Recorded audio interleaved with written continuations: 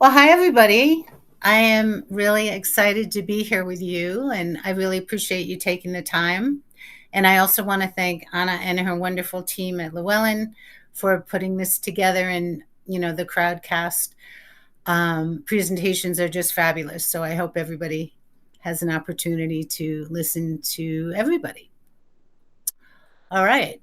So I want to talk a little bit about my upcoming book, which is The Eternal Bond. Daughters honor their mothers on the other side. And here's the beautiful cover, which I'm really excited about. And it will be out in November. So I'm very excited. And I want to kind of extricate some of the information from the book that I think people, hopefully you'll be interested in. And again, feel free in the chat to ask questions. All right. Next slide, please.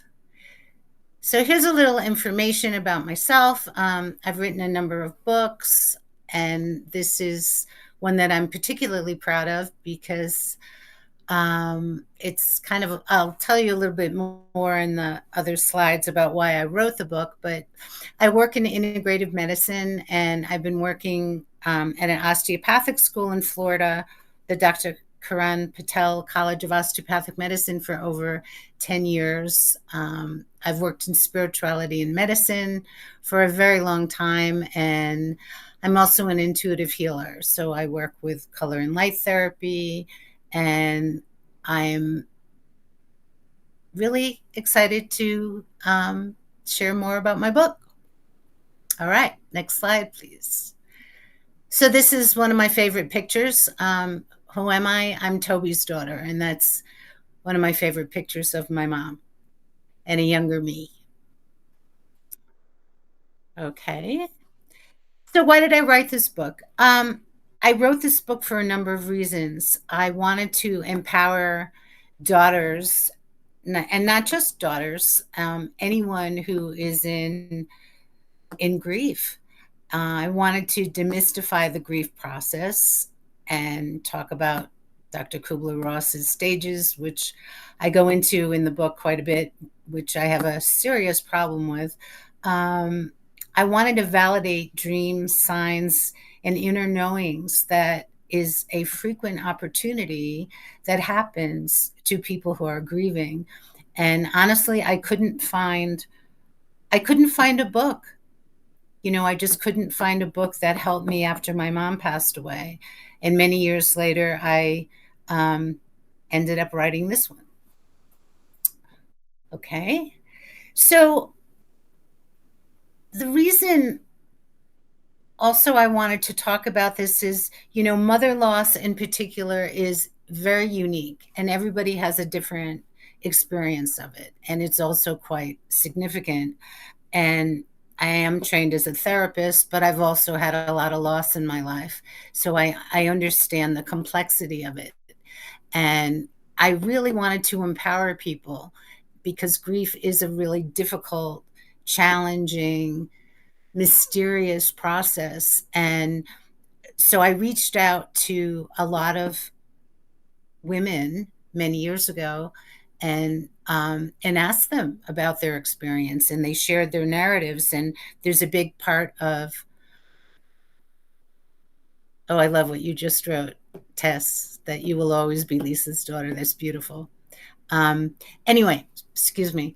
I There's a big section of the book that is narratives written by women who've lost their moms, a research study that I conducted to find out how people coped. But I was really interested in not just hearing all the horrible things that happen in grief, which I'm not saying it doesn't happen, it does, and it can be quite challenging and shocking and difficult, but I really wanted to offer the readers empowerment tools. And there's another section in the book that gives you tools, especially when you can't even get out of the house. Okay, next. So this is really important. I did a lot of research, I read a lot of books, and I was truly interested in, the ordinary dimensions of grief, right? So dreams, visions, weird occurrences that people have, and they're incredibly healing. They're incredibly healing. They offer us comfort, and when these things happen, I think we're blessed. We're really blessed. So I wanted to talk about that, and I also wanted to explore mind, body, spirit, the physical, emotional, and spiritual components that happens during grief, and also really, really, really um, validate the sacred bond, especially between mothers and adult daughters, because it is sacred and it is eternal, hence the name, the eternal bond. So this is what I found, and I wasn't the only one, and I was happy to hear from other women. You know, daughters in loss have this deep yearning for connection, right? With our moms. We don't want to lose them, and we don't want to get over it. And you know what? We shouldn't get over it. So I think it's really important to understand this deep yearning that we have is valid, and I still have a deep yearning. And my mom passed away 16 years ago, and there's not a day that goes by that I don't think about her and talk to her and bring her in my life. Um, and I also think that grief is really interesting. It's really interesting because it brings us into energetic shifts. It alters our consciousness, and it's in a major transformation because we change, right? From who we were then with her when she was here, and who we can be and who we end up being. But you can't make that shift until you actually walk in the dark. And I'm not telling you, oh, if you do these 3 things, everything's going to be great and you're going to be able to handle your grief. It's very, very difficult, and it's scary. And there'll be times, I've had moments where for some reason I've walked into stores and I just feel this overwhelming sensation of my mom, and I cry. And we used to go shopping together. So I really, I really validate that.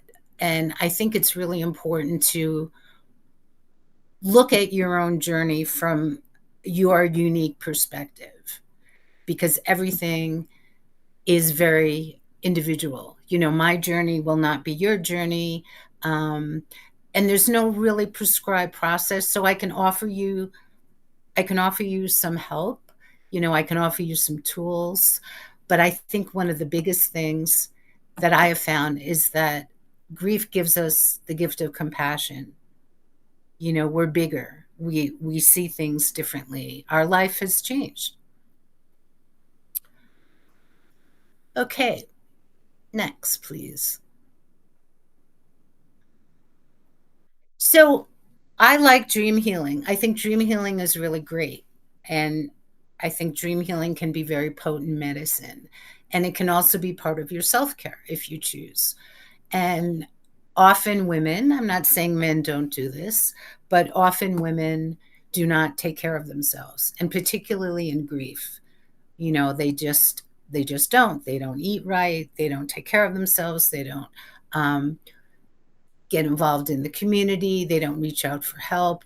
I mean, I think it's true of everyone, but particularly for women. And especially, I write a lot about being a caregiver, because women who are caregivers have a particular burden, especially in grief, because they had the opportunity to often be a lot closer to their mom. And when their mom passes away, the grief is even more intense.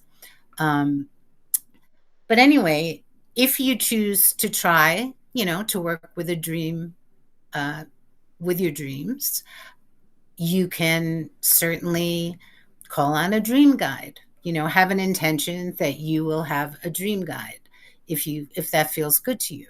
Um, Being open to what you receive, you might get a dream that's really bizarre and you don't understand, and that's okay. And I always tell people, write down your dreams, because then you have a chronicle. And sometimes, I mean, I've looked back at my journal and I've now things make sense where at the time they didn't. So really resist the urge. Please don't buy a dream diary, with definitions that this means this and this means. Please don't do that. You will know what it means. You might not know immediately, but trust me, you will know. Okay. So one thing you can do that I have found really helpful as a tool is actually dialoguing with the images that you see, especially if you don't recognize them. Who are these images? And ask them, and this is in real time. You can sit in meditation and look at an image and just say, wow, I don't know who you are. Who are you? Please tell me. So I think it's important to, create this intersection and this relationship with your dreams. And you can ask for your mom to show up, but don't be discouraged if she doesn't, or any other loved one. There are a lot of reasons why that might happen, and I am not here to tell you I know those reasons. I don't. But just be patient. And this is probably the most profound, I think, sentence in my book is, I had a dream of my mom and she said, you get to keep your heart, which I thought was truly amazing. That actually really was amazing. Anyway, next. And just so you know, I am glancing at the chat box. It's kind of hard to do both. And I want you all to know I really appreciate you sharing such intimate details. So thank you. So these are my thoughts. I think grief is a form of prayer, and it's obviously very sacred, and it's a prayer to be retrieved from the land of sorrows and, to reunite with loved ones, right? Grief takes us to the underworld, and it does have a negative connotation, right? Nobody wants to be in grief. It's painful. You suffer. But it's also an incredible teacher. So I want to tell you, anybody who's in grief at the moment, or has these incredibly Black periods, it happens. But it will change. And because we're so vulnerable, I believe this vulnerability gives us the opportunity to connect on the other side, because we're in a different consciousness. Okay. So I did a lot of research before I conducted my own research, which I do include in the book. And this was interesting, particularly nurses. There's a lot of data that nurses report and published that bedside visions occur with their patients at end of life. And they would speak to their nurses or family members and tell them, they saw their husbands, or they saw their child, or someone who meant a lot to them, which I thought was amazing. But was also amazing, because I work with doctors and I work in hospitals. Many doctors have told me they have felt a presence in the room of their patients, particularly at end of life. But they've told me they've seen auras. They have, felt the energy in the room. But, they have also told me, when I've asked them, why they don't share it with other healthcare practitioners, and they won't, because they think it takes away from their, credit as being a doctor, and they don't want to share it. But this is what I ask. If the connection to the other world is experienced by these healthcare professionals, why wouldn't that bond continue for us, right? For those of us who had a cherished relationship.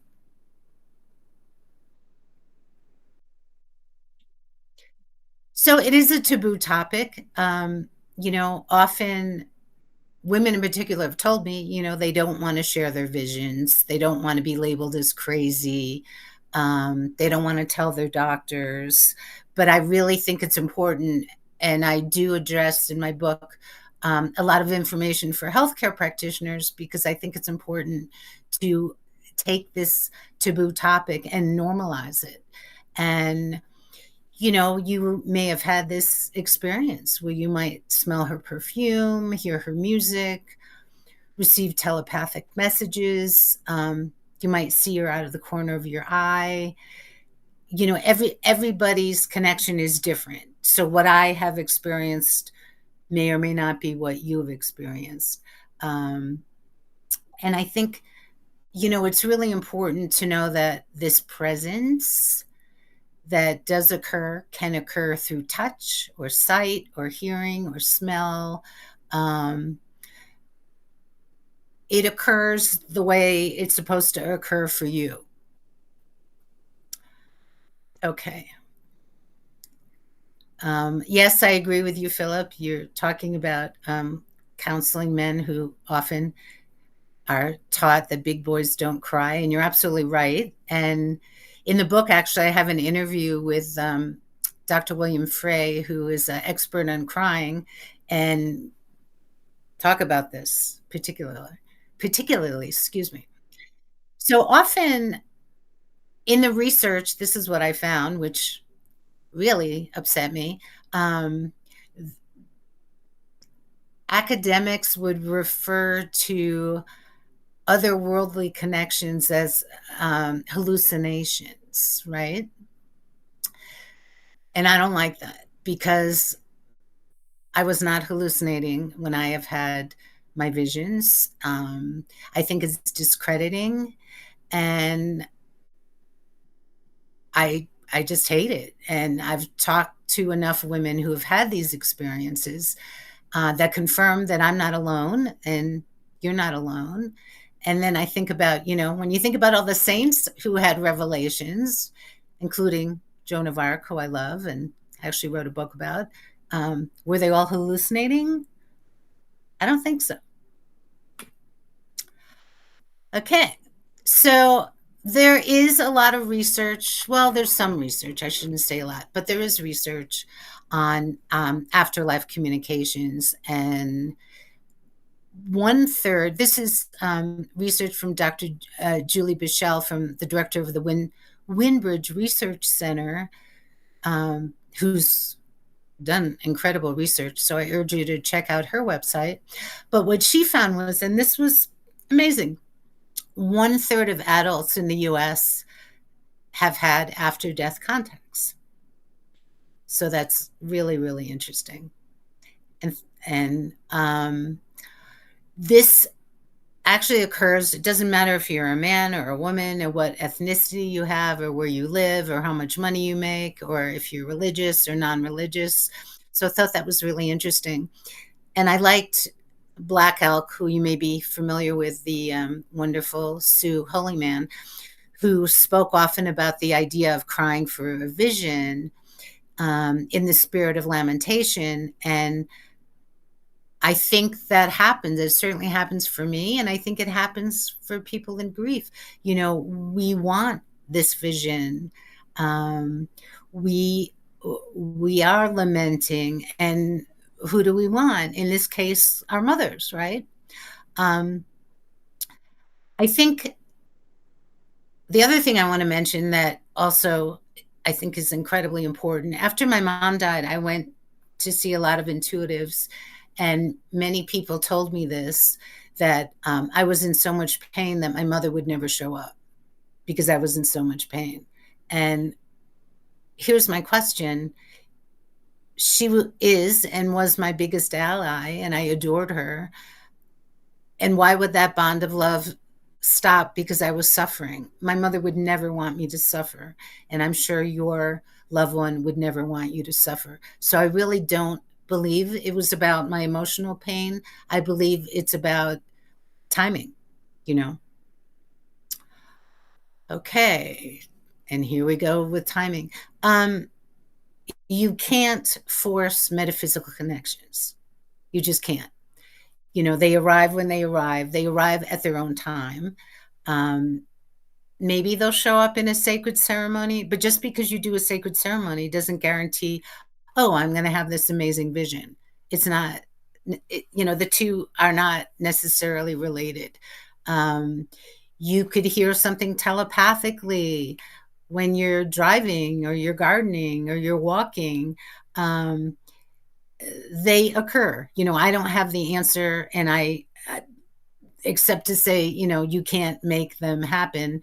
If I could make them happen, I would make my mom come, every whenever I needed her, and that doesn't necessarily happen. But I think, there's a beautiful word in Hebrew called a nes, and that means a miracle. And I think when we have this spiritual connection, it is a miracle, an incredible miracle. And I'd also urge you, be careful who you share this sacred information with, because if you know someone's going to be skeptical, don't share it. And anybody who tells you, that's crazy and you must have been imagining it and it's not true, etc., that's fine. They can believe whatever they want, but their beliefs do not negate the power of your experience. Um, I know, I know these visions are profound, and it is a sacred domain, and you can't analyze it the way that normal human beings analyze it. I just know that the visions that I've had in the past, they're sacred, they arrive, they're meaningful, and I believe it. I know I wasn't imagining. Maybe you could say, well, I imagined one, but I've had enough where I know I wasn't imagining. Okay. And I want to thank everybody who's sharing their own personal experience. So thank you. So one thing I want to mention, because I think it's important, sometimes it's important for people to share these mystical encounters. But not only are they extraordinary, they're kind of baffling and mysterious, and often you can't use words. I have found sometimes, like, I can't really describe it particularly, and that's okay. If you feel called to this, seek out a trusted healer, a spiritual director. Maybe there's a spiritual or religious leader in your community that you really like, that you might want to share information with. Make sure you feel comfortable.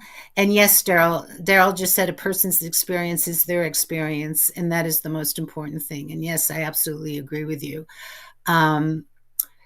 This numinous world is not always accessible. That's why I'm saying timing is everything, and it's not in your control.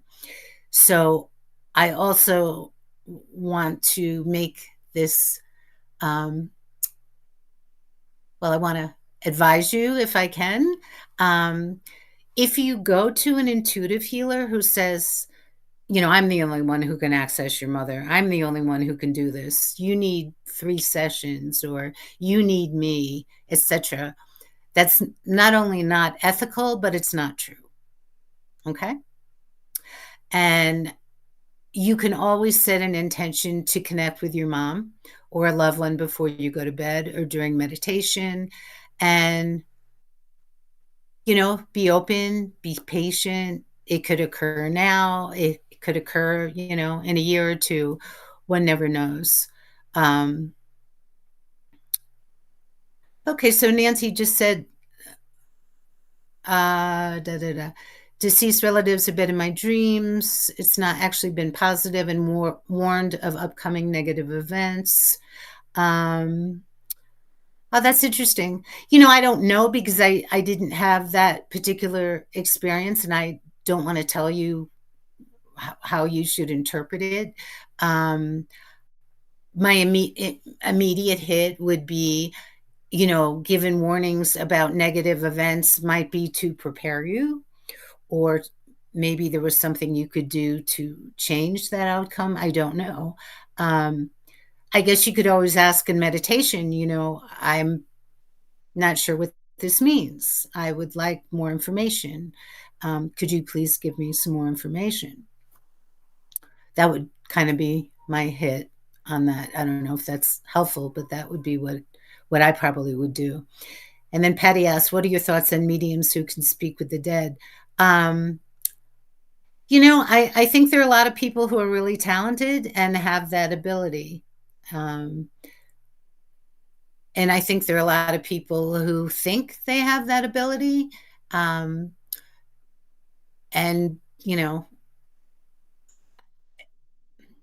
I think if you're going to go to a medium, first of all, please don't go see a medium in the first 6 or 8 months of grief, because that's not necessarily, you're too fragile, in my opinion. Secondly, please don't see anyone without getting a good referral or talking to them first. All right. And again, like I said earlier, anybody who says, I guarantee I'll be able to connect with your, mom, dad, puppy, whatever, please don't see them. No one can make that guarantee at all. I mean, that's what I strongly, strongly believe. But I don't think it's a bad thing. I've been to mediums, but make sure you go to someone maybe from a friend who had a really good opportunity, or a good experience. Just be careful. That's all I'm saying. Because when we're in grief, we are much more fragile. And unfortunately, people can manipulate us. Okay. So, grief empowerment. So here are some ideas that I have. If it works for you, great. If not, that's okay. Talk to your healthcare provider. It's okay to say, I've been having dreams, or unsettling dreams. You can say, well, actually, I hope you would share any GI problems, sleeplessness, anxiety, lack of interest in life, anger. This is normal. People respond in many of these ways. In fact, in the research I did, out of all of the people that I surveyed, I think it was something like 92% said they had GI problems and anxiety and sleeplessness. So if you feel out of control, if you feel like you really can't function, definitely reach out for help. Okay. Drugs sometimes can get you through, and I'm not against, taking drugs, but just be careful with what kind of drugs you're taking and who's prescribing them and how long you are on that drug regimen. And there are other ways that you can incorporate that I think are really great. Acupuncture, massage, exercising, even taking a walk. Aromatherapy is fabulous. Water therapy, sit in the tub. Therapy, talking to a trusted counselor, I think is really wonderful. I went to this amazing woman, and I was able to get a massage. It was like a mini massage. It was actually an antiviral back massage, and it was about 20 minutes. And I think I went, every week or every 2 weeks, and it really helped me. And it was really a place I could cry, because I wasn't necessarily, after my mother passed away, I was all cried out. After my father passed away, I had trouble crying, and this was a great release for me. And you're also more vulnerable to getting sick because you're not necessarily taking care of yourself. Um, so this is just some highlights of narratives that women shared with me, about empowerment. One woman said she dreamt of her mom, and when she's in nature, that's how she felt her.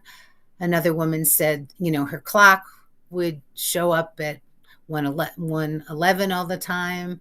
Um, Going to the beach, which was her mother's happy place, feeling her presence, and sometimes, going to church. People who were devout, or their mom who was devout, they feel something there. Um, I think again, it's different for everybody. I think there's this kind of energy that you feel, which is different for everybody. It could be a tingling. One woman has her mom's walking stick and she could feel her energy. So again, it's different. It's different for everybody. And the other thing I want to add too, not only is it different, it changes. So what you experienced the first year, um, I had visions, amazing visions for about a year, um, which I write about in detail in my book. And after that, I never had those visions, and they were profound. Well, thank you, Mel. I appreciate that. Okay, next. We have a few more minutes. So I wanted to share this because I thought this was so cool. I was going to Rhode Island for a business trip, and that's where I grew up. And I don't know, maybe a week or two before I was going, I saw, in just like a real person in front of me, I saw my childhood friend Paula's mother. I saw her face up to about her neck. I didn't see her full body, which is usually how I see people. And all she said to me, telepathically, because that's how I hear things, she said, "Find Paula," her daughter. And I thought, oh, okay. Well, I hadn't talked to Paula in maybe 15 years. I had no idea where she was. And I went on the internet and I did some research, and, I was trying to find her. Well, I found out she had a house in Rhode Island. She was going to be like maybe a mile away from where I was staying at the B&B, which I thought was amazing. And I got to see her during the trip. We rekindled our friendship. We're still in touch, which was beautiful. I mean, a nest, right? A miracle. And thank you, Debbie. And I have her mother to thank, right? I don't think Paula would have been on my radar if it was not for her mom. Okay. So,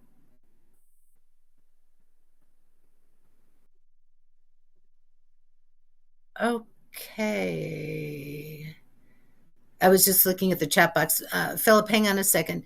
I don't think we have time to look at all of this, but in the book, I talk a lot about, which I thought was really interesting, in the Catholic community, there's some very old texts that I found that talk about different types of visions, which I thought was amazing, like exterior visions, bodily vision. What I saw was a bodily vision. So I thought that was really, really kind of interesting. And this is, I don't know if I can, this is actually a video, so I'm not sure you could play it because it was really pretty.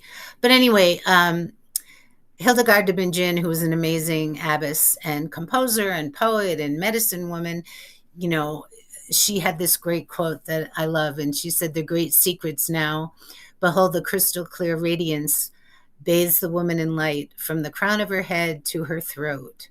She therefore blossomed into full strength." And I included that because I thought that was great. And I'm wishing all of you through your journey, to blossom into your full strength. And I think you will. And, sometimes it takes time. And I want to look at, I can't see who said this because it's cut off, but there was a question about thoughts on dissociative grief after traumatic loss. What do I think would help to come around to the loss as a cause of grief? You know, there are people who are not able to adapt down the line and or can't, don't have any relationship with their grief particularly. And I couldn't give you like a, hands-on kind of thing without talking to someone specifically, because I think everybody is, again, I know I keep harping on this, but it's true. Everybody is really different. I think having support in the community, finding a really good grief counselor. And I just want to mention there are a lot of grief counselors and there's a lot of training in grief counseling, but that doesn't make someone a good grief counselor.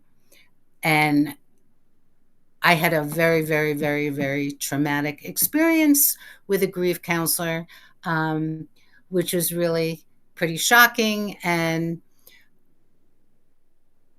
I learned at that moment, that I really had to be my own advocate.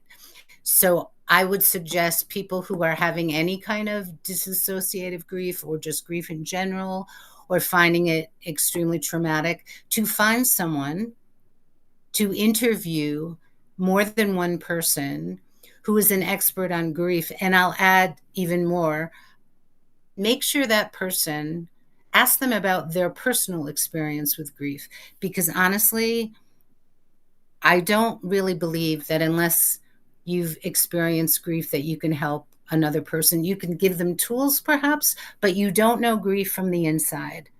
And that's very different. Academic learning in grief is one thing, but knowing it viscerally, knowing it emotionally, knowing it physically, is a very strong teacher. So make sure you're careful who you share your information with. And I will just add, I'm a big fan of Jungian therapy. I think Jungian therapy is, really quite wonderful. So anyway, thank you, thank you, thank you. I really appreciate all of your time. Thank you. Thank you, everybody.